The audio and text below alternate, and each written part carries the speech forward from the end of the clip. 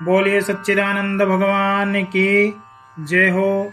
श्री राधा दामोदर भगवान की जय हो।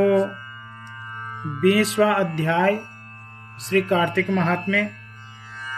कलह की कथा कल हमने सुनी। इसके बाद में धर्मदत्त बोले, तीर्थ, दान, व्रत आदिकों से पाप दूर होते हैं, परंतु प्रेत देह में स्थित होने से उन्हें करने का अधिकार नहीं है। तेरी ग्लानि को देखकर मेरा मन खेद युक्त हुआ।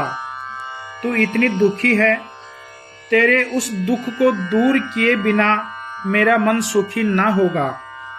3 योनि को देने वाला तेरा पाप अति उग्र है, और अति निंदित प्रेत योनि भी थोड़े पुण्य से क्षीण नहीं होगी। अतः जन्म से लेकर जो मैंने कार्तिक का व्रत किया है, उस पुण्य के आधे भाग से तू उत्तम गति को प्राप्त हो। यज्ञ, दान, तीर्थ, व्रत इन सब का पुण्य कार्तिक व्रत के पुण्य की समानता को नहीं प्राप्त कर सकता है। नारद बोले, ऐसे कहकर जब तक धर्मदत्त 12 मंत्र सुनाता हुआ जो ही तुलसी दलों से मिले हुए जल को उस पर छिड़का, त्यों ही प्रेत योनि से छूटी हुई वह कलहा जलती हुई अग्नि की ज्वाला के समान दिव्य रूप धारण कर सुंदरता में लक्ष्मी के समान बन गई। उसके बाद वह ब्राह्मण को दंडवत प्रणाम करती हुई और हर्ष से गदगद वाणी हो वचन बोली, हे ब्राह्मण श्रेष्ठ, मैं तुम्हारे प्रसाद से, तुम्हारी दया से नरक से छूट गई। पापों के प्रवाह में डूबी हुई जो मैं, उसको आप निश्चय नौका हुए। नारद बोले, ऐसे उस ब्राह्मण से कहती हुई वह कलहा प्रकाशमान विष्णु का सा स्वरूप है, जिनका ऐसे गणों से युक्त विमान को देखा। वह कलहा पुण्यशील और सुशील नामक विष्णु के द्वारपालों द्वारा श्रेष्ठ विमान में बैठ गई। उस समय विमान को धर्मदत्त विस्मय सहित देखा और उन गणों को विष्णु का रूप देख दंडवत प्रणाम किया। पुण्यशील, सुशील दोनों विष्णु के गण प्रणाम करते हुए ब्राह्मण को उठाकर उसकी प्रशंसा कर धर्मयुक्त वचन बोले।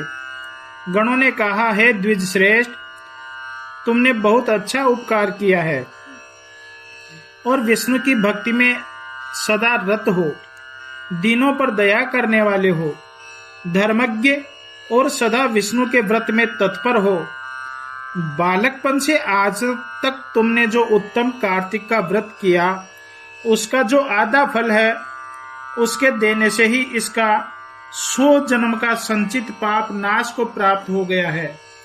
इसका पूर्व जन्म पाप तो स्नान से ही जाता रहा, और हरि का जागरण आदि जो तुमने किया है, उसके फल से यह विमान प्राप्त हुआ है। हे साधो, नाना प्रकार के भोग से युक्त वैकुंठ को इसने प्राप्त कर लिया है, और दीपदान जो कार्तिक में तुमने किया है, उसके पुण्य से इसे यह तेज रूप प्राप्त हुआ है। अतः कार्तिक में दीपदान अवश्य करना चाहिए, और कार्तिक व्रत में किए हुए तुलसी आदि के पूजन से जो तुमने पुण्य किया, उससे विष्णु के समीप जाने वाली हुई। और हे कृपा निधि, इस जन्म के अंत में स्त्रियों समेत तुम भी विष्णु लोक को प्राप्त होवोगे। विष्णु के वैकुंठ भवन में भगवान के समीप सारूप्य मुक्ति को प्राप्त करोगे। वे धन्य हैं और वे कृतकृत्य हैं, तथा उन्हीं का जन्म सफल है जिन्होंने भक्ति से, हे धर्मदत्त, तुम्हारी भांति विष्णु पूजा करते हैं। भली भांति से पूजन किए हुए विष्णु मनुष्य को कौन सा फल नहीं देते हैं। पहले उत्तानपाद का पुत्र ध्रुव निश्चल स्थान को प्राप्त किया। जिन भगवान के नाम के स्मरण से ही देही जो मनुष्य है, उस सदगति अर्थात उत्तम गति को प्राप्त होते हैं। पहले ग्राह करके पकड़ा गया गजेंद्र जिन भगवान के नाम स्मरण से मुक्त हो, सामीप्य मुक्ति को प्राप्त करके जय नाम गण कहलाया। क्योंकि तुमने विष्णु भगवान का पूजन किया है, अतः तुम भी 1000 वर्ष दोनों स्त्रियों समेत संसार में भोग करके उनकी समीप को प्राप्त करोगे। इसके बाद पुण्य जब क्षीण होगा तब पृथ्वी पर सूर्य वंश में उत्पन्न होकर प्रसिद्ध राजा बनोगे। तुम्हारा नाम दशरथ होगा। वहां भी दोनों स्त्रियों से युक्त होंगे और तीसरी कलहा से भी युक्त होगा, जो तुम्हारे आधे पुण्य की पाने वाली है। इसी जन्म में विष्णु पृथ्वी में तुम्हारी समीपता को प्राप्त होंगे।